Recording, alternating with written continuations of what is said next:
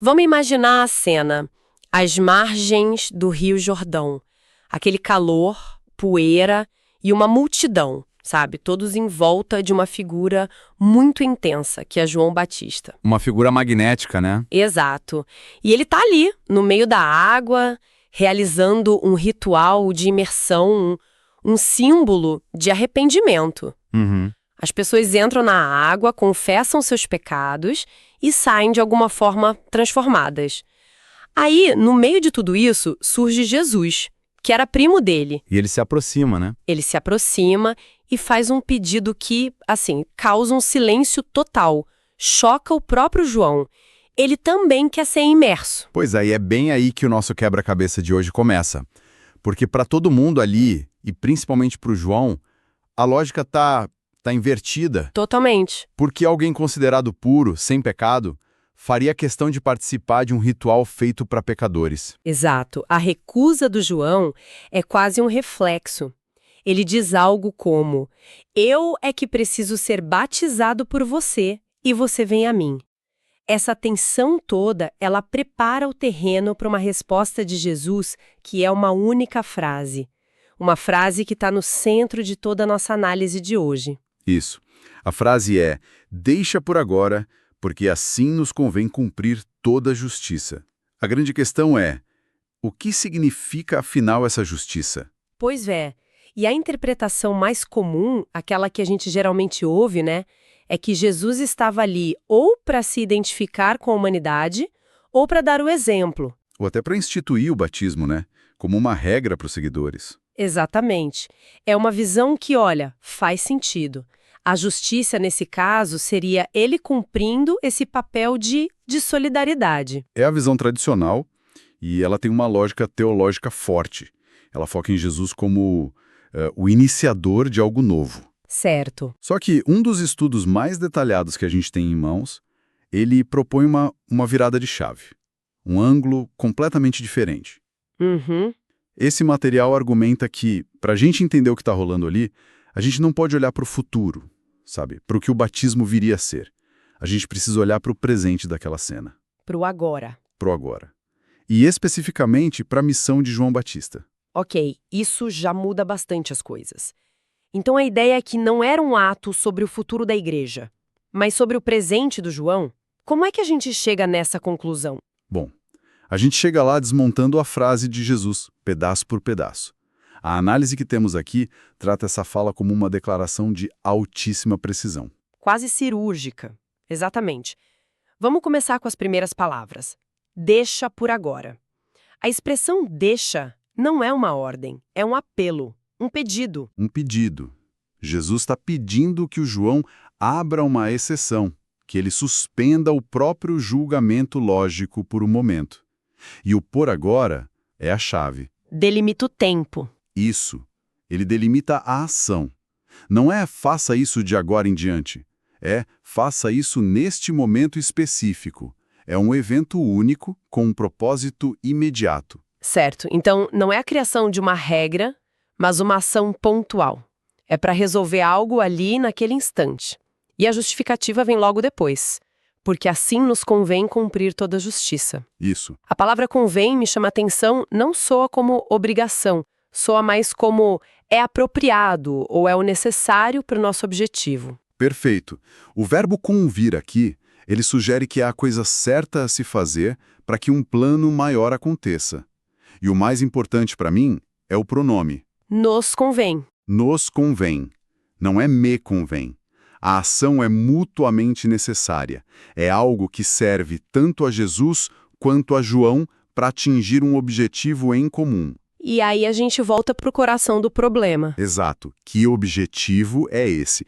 Que justiça é essa que os dois juntos precisavam cumprir? É aqui que as interpretações se separam de vez, né? Se não é sobre Jesus se identificando com a humanidade, então o que é? A proposta desse estudo é que a justiça que Jesus menciona não era sobre o ato dele se batizar. Não. Não. Era sobre o ato de João cumprir a sua própria missão divina até o fim. A justiça, nesse contexto, seria um sinônimo da obediência de João. Peraí, deixa eu ver se eu entendi. Então Jesus está se submetendo ao ritual para que João possa ser justo.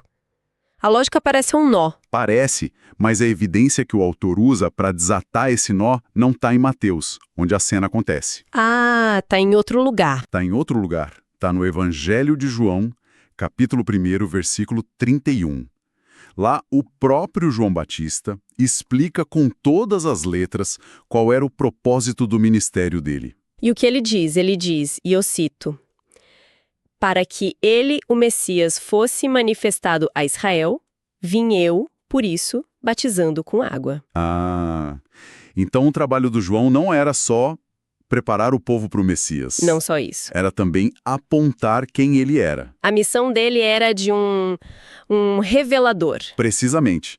A ordem divina para João era: batize com água, porque é através desse ato que o Messias vai ser revelado para Israel. Aquela manifestação divina, imagem do Espírito Santo descendo como uma pomba. A confirmação? A confirmação da identidade de Jesus, ela estava condicionada a uma ação.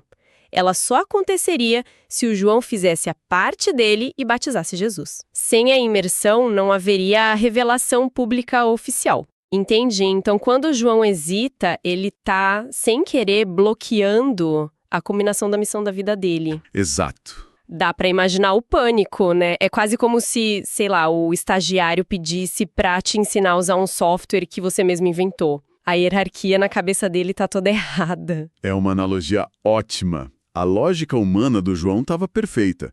O superior não se submete ao inferior. Mas a lógica divina era outra, né? Sim. Jesus, ao dizer nos convém cumprir toda a justiça, está explicando em outras palavras, João, para que você complete a sua tarefa, que é me manifestar a Israel, e para que eu seja revelado conforme o plano, nós dois precisamos fazer isso. Nós dois precisamos fazer isso. A sua obediência em me batizar é a justiça que precisa ser cumprida agora. Nossa, isso muda a dinâmica completamente. O foco do evento deixa de ser Jesus e passa a ser a conclusão do ministério de João. Exato. O batismo de Jesus se torna o ato final, o ato mais importante da vida de João Batista. Mas, sendo um pouco cética aqui. Pode ser. Se essa conexão com a missão de João é tão crucial, por que o próprio Mateus, que escreveu a cena, não explica isso? Porque a gente precisa ir buscar a chave em outro evangelho. Essa é uma ótima pergunta e o material que a gente analisou, ele aborda isso. A resposta parece estar na natureza dos evangelhos. Como assim? Cada autor escreveu com foco uma audiência diferente. Mateus estava muito focado em apresentar Jesus como cumpridor da lei e das profecias judaicas. Para ele, a frase cumprir toda a justiça se encaixava perfeitamente nesse tema. Mesmo sem detalhar o mecanismo? Mesmo sem detalhar. Já o Evangelho de João, ele foi escrito depois com uma perspectiva mais teológica, mais reflexiva. E aí ele preenche algumas dessas lacunas. Essa interpretação não invalida Mateus. Ela enriquece. Ela enriquece, conectando os pontos entre as narrativas para a gente ter uma imagem mais completa. Faz sentido. É como ter 4 testemunhas de um evento. Cada uma lembra de detalhes diferentes que juntos contam a história toda. Isso. Então, a justiça é a engrenagem da obediência de João que faz a máquina da revelação divina funcionar. Perfeitamente colocado. E Jesus está ali, basicamente, se oferecendo para que o João possa girar essa engrenagem. A insistência dele não é teimosia, é uma necessidade profética. É o único jeito. É o único jeito de acionar o sinal que Deus tinha prometido para o João. A única forma do João ter certeza absoluta para poder testemunhar publicamente. Eis o Cordeiro de Deus. A justiça era o cumprimento fiel da tarefa. Isso, Jesus se apresenta para permitir que a tarefa seja executada. E isso me leva a outra questão. Se essa interpretação é tão coesa, por que a visão mais tradicional de que Jesus estava instituindo um sacramento ou se identificando conosco, por que ela se tornou a dominante? A análise sugere que isso aconteceu com o tempo, sabe? Conforme a igreja cristã foi se organizando. A necessidade de fundamentar as práticas, os rituais como o batismo, se tornou muito importante. E esse evento no Jordão foi visto, em retrospecto, como um momento inaugural perfeito. É uma leitura que olha para o evento a partir das necessidades da instituição, que vieram depois. Não que esteja errada necessariamente. Não necessariamente errada, mas, segundo este estudo, ela perde a urgência, a especificidade do que estava acontecendo naquele momento para aqueles dois homens. O foco mudou da obediência de um profeta para a criação de uma regra. Entendi. Ou seja, o significado original, que era centrado na missão de João, foi ofuscado por uma interpretação posterior centrada nas práticas da igreja. Exatamente. É fascinante como o significado de um evento pode mudar dependendo da lente que a gente usa para olhar para ele. Completamente. E o autor da nossa fonte principal, ele é bem enfático nisso. Ele argumenta que usar esse verso para fundamentar a obrigatoriedade do batismo é tirar as palavras de Jesus do contexto imediato delas. Entendi. A justiça que Cristo estava exigindo ali, o ponto central da fala dele, era a obediência de João. Tudo se resumia a permitir que a revelação divina acontecesse conforme o plano. Ok, vamos recapitular, porque essa é uma mudança de perspectiva e tanto. A análise que a gente explorou hoje propõe que o batismo de Jesus não foi primariamente sobre ele. Isso, não foi sobre ele, foi sobre João. Foi um ato de cooperação focado em permitir que João Batista cumprisse seu propósito divino, que era manifestar o Messias a Israel. Exato. A frase cumprir toda a justiça não se referia a um novo mandamento para o futuro, mas sim à obediência de João a uma ordem que ele já tinha recebido no passado. A justiça, naquele momento, era fidelidade à missão. Fidelidade à missão. O ato de Jesus foi o que destravou o clímax da vida do João. Isso reformula toda a história. De repente, não é um monólogo de Jesus, mas um diálogo profundo entre dois homens cumprindo suas partes em um plano muito maior. E isso nos deixa com uma reflexão final, que emerge diretamente desse tema. Se a motivação por trás de um ato, o porquê de ele ser feito, pode redefinir completamente o seu significado, transformando o que parece um ato de purificação em um ato de cooperação? E obediência,